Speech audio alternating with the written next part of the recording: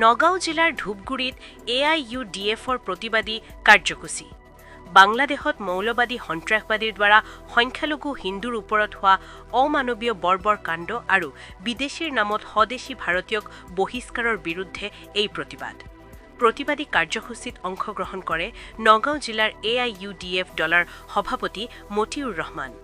হাতে হাতে play card লৈ বাংলাদেশত সংখ্যালঘু হিন্দু নাগৰিকৰ নিৰাপত্তা সুনিশ্চিত কৰক। বাংলাদেশৰ মৌলবাদী সন্ত্ৰাসবাদী নিপাত যাওক। বাংলাদেশৰ হিন্দুৰ ওপৰত অত্যাচাৰ বন্ধ কৰক।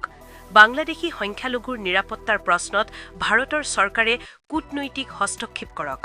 বিদেশী ন্যায়াধিকৰণৰ হঠকাৰিতা বন্ধ কৰক। স্বদেশী মুছলমানক বিদেশী সজোৱা ষড়যন্ত্ৰ বন্ধ কৰক আদি শ্লোগানেৰে কম্পাই তোলে। টুকটুকিৰ পৰা জালালুদ্দিনৰ ৰিপৰ্ট বটদ্ৰৱা লাইভ। বন্ধ কৰক বাংলাদেশৰ সংখ্যালঘু হিন্দু ভাইসকলৰ ওপৰত কৰা অত্যাচাৰ বন্ধ কৰক। বন্ধ কৰক বন্ধ কৰক বাংলাদেশ চৰকাৰ হাই হাই হাই হাই হাই হাই বাংলাদেশ চৰকাৰ হাই হাই হাই হাই হাই হাই বাংলাদেশ চৰকাৰ হাই হাই হাই হাই হাই হাই ভাৰতীয় নাগৰিকৰ বিধি অনুযায়ী আমি ক'ব বিচাৰিছো আমাৰ চুবুৰীয়া ৰাষ্ট্ৰ বাংলাদেশত আজি কেইদিনমান আগতে কিছুমান মৌলবাদী আৰু সন্ত্ৰাসবাদী ব্যক্তিয়ে এজন সংখ্যালঘু দীপু চন্দ্ৰ দাস নামৰ এজন মানুহক হত্যা কৰি গছত ওলমাই তেওঁক নিৰ্মমভাৱে জ্বলাই দিয়াৰ দৃশ্য আজি সংবাদ মাধ্যমৰ জৰিয়তে গোটেই পৃথিৱীবাসীয়ে প্ৰত্যক্ষ কৰিছে। আমিও জানিব পাৰিছোঁ। এই ঘটনাই আমাক যথেষ্ট ব্যথিত কৰিছে। আজি বাংলাদেশত সংখ্যাগুৰু মানুহৰ দ্বাৰা যেতিয়া সংখ্যালঘু মানুহ আক্ৰান্ত হয় তাৰ প্ৰতিক্ৰিয়া আজি পাৰ্শ্বৱৰ্তী দেশসমূহত পৰে। আপোনালোকে জানে যে আজি অবিভক্ত ভাৰতবৰ্ষ, পাকিস্তান আৰু বাংলাদেশ এই উপমহাদেশত এই তিনিটা ৰাষ্ট্ৰক লৈ যি উপমহাদেশ গঠন হৈছে ইয়াৰ এটা ৰাষ্ট্ৰৰ কাৰ্যকলাপে আন এটা ৰাষ্ট্ৰক প্ৰভাৱিত কৰে। আমি প্ৰতিটো ৰাষ্ট্ৰৰে সংখ্যালঘু মানুহৰ নিৰাপত্তা নিশ্চিত হোৱাটো বিচাৰোঁ। আজি বাংলাদেশত সংখ্যালঘুসকল সংখ্যাগুৰুৰ দ্বাৰা যেতিয়া আক্ৰান্ত হয়, অত্যাচাৰিত হয়, তেওঁলোকৰ লগত যেতিয়া অমানৱীয় কোনোবা ঘটনা সংঘটিত হয় তাৰ প্ৰতিক্ৰিয়া আজি ভাৰত বা অন্য ৰাষ্ট্ৰত বা পাকিস্তানত কৰাটো তেনেই স্বাভাৱিক। তো আমি আশা ৰাখিছোঁ এনেকুৱা ধৰণৰ ঘটনা যাতে সংঘটিত নহয় আৰু ভাৰত চৰকাৰে আজি কূটনৈতিকভাৱে বাংলাদেশ চৰকাৰৰ লগত আলোচনা ক্ৰমে সংখ্যালঘু হিন্দুসকলৰ নিৰাপত্তা নিশ্চিত কৰাৰ ক্ষেত্ৰত কূটনৈতিক আলোচনা অব্যাহত ৰাখিব লাগে। ভাৰত চৰকাৰে কূটনৈতিক আলোচনাৰ মাধ্যমত আজি বাংলাদেশ বা পাকিস্তানৰ সংখ্যালঘুসকলৰ নিৰাপত্তা নিশ্চিত কৰিব লাগে। ঠিক তেনেদৰে আজি কিছুদিন ধৰি বিদেশীৰ নামত বহু স্বদেশী ভাৰতীয়ক আজি বহিষ্কাৰ কৰাৰ খবৰ ওলাই আছে। আজি 2-3 মাহ ধৰি বহুত স্বদেশী মানুহক ইতিমধ্যে বিদেশী সজাই বিতৰণ কৰা হৈছে। তাৰ মাজত 2-4জন বিদেশীও থাকিব পাৰে। বিদেশীসকলক বিতৰণ কৰাত আমাৰ কোনো আপত্তি নাই। আজি কেইদিনমান আগতে আমাৰ নগাঁও জিলা উপায়ুক্তই আজি 15জনকৈ মানুহক বিতৰণৰ নিৰ্দেশ দিছে। তাৰে কিছুমান মানুহ বিদেশী ন্যায়াধিকৰণে ইতিমধ্যে তেওঁলোকক বিদেশী বুলি ঘোষণা কৰিছে। আৰু আমি দেখা পাইছোঁ যে বিদেশী ন্যায়াধিকৰণে যিসকল মানুহক বিদেশী বুলি ঘোষণা কৰিছে আজি চৰকাৰে তৎকালীনভাৱে সেইসকল মানুহক বহিষ্কাৰৰ ব্যৱস্থা লৈছে। সেইসকল মানুহৰ প্ৰায় গোটেইখিনি মানুহেই প্ৰকৃত ভাৰতীয় নাগৰিক। আজি বিভিন্ন প্ৰমাণৰ অজুহাতত আজি বিদেশী ন্যায়াধিকৰণে এই মানুহসমূহক বিদেশী বুলি ঘোষণা কৰিছে।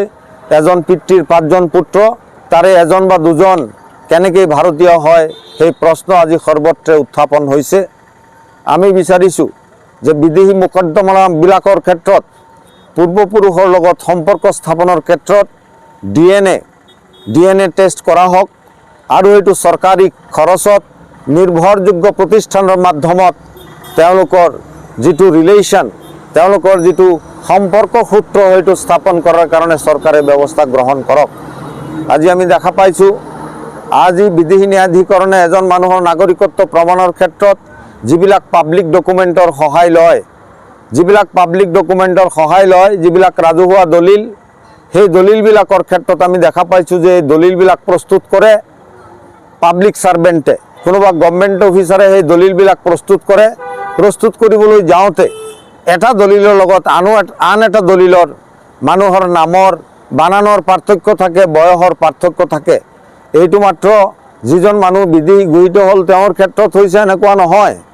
আজি ইয়াত যিসকল মানুহ বসবাস কৰিছে, হিন্দু, মুছলমান, বৌদ্ধ, খ্ৰীষ্টান, জাতি ধৰ্ম নিৰ্বিশেষে আমি যদি তেওঁলোকৰ একাধিক পাব্লিক ডকুমেণ্ট যদি আমি তুলনামূলক পৰীক্ষণ কৰোঁ, আমি দেখিবলৈ পাম যে শতকৰা 90% মানুহৰ ক্ষেত্ৰতে পাব্লিক ডকুমেণ্টৰ এনেকুৱা আপোনাৰ বৈসাদৃশ্য আমি লক্ষ্য কৰোঁ। কিন্তু সেইবিলাক সামান্য অজুহাততে এই মানুহখিনিক বিদেশী বুলি ঘোষণা কৰা হৈ আছে। গতিকে বিদেশী ন্যায়াধিকৰণে আজিলৈকে যিমানখিনি মানুহক অন্যায়ভাৱে বিদেশী বুলি ঘোষণা কৰিছে, সেই কেছবিলাক চৰকাৰে কোৱাছ কৰক, নহ'লে সেইবিলাক আকৌ পুনৰীক্ষণৰ ব্যৱস্থা কৰক। কাৰণ সেই মানুহখিনি আমি জন্মসূত্ৰে ভাৰতীয় নাগৰিক বা উত্তৰাধিকাৰী সূত্ৰে তেওঁলোক ভাৰতীয় নাগৰিক, বংশসূত্ৰে তেওঁলোক ভাৰতীয় নাগৰিক, সেই কথা আমি প্ৰত্যেকেই জানো। আজি যিবিলাক মানুহক বহিষ্কাৰ কৰা হৈছে সেই মানুহখিনি বেছিভাগেই ভাৰতীয় নাগৰিক। গতিকে কোনো ভাৰতীয় নাগৰিকক বিদেশীৰ নামত যাতে তেওঁলোকক চিনাক্ত কৰা নহয় বা বিদেশীৰ নামত তেওঁলোকক যাতে বহিষ্কাৰ কৰা নহয়, তাৰ কাৰণে চৰকাৰে এই দায়িত্ব আৰু দায়বদ্ধতা স্বীকাৰ কৰা উচিত। আমি এই দেশৰ নাগৰিক, বনাফাইড ইণ্ডিয়ান চিটিজেন। গতিকে এই দেশৰ সাংবিধানিক যিটো ন্যায্য প্ৰাপ্য আৰু অধিকাৰ সেইটো আমি পাব লাগে। আজি দীৰ্ঘদিন ধৰি ডি ভোটাৰৰ নামত বহুত মানুহক সাংবিধানিক অধিকাৰৰ পৰা বঞ্চিত কৰা হৈছে। আজি 1,65,000 মানুহক ইতিমধ্যে বিদেশী বুলি ঘোষণা কৰা হৈছে।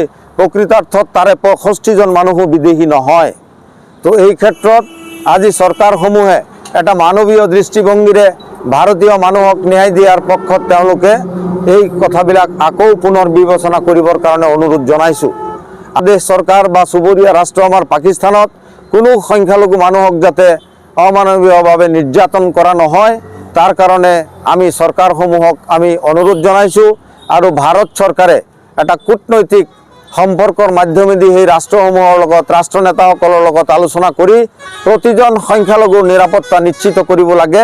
সেই দাবীৰেই আজি আমি এই প্ৰতিবাদী কাৰ্যসূচী গ্ৰহণ কৰিছোঁ।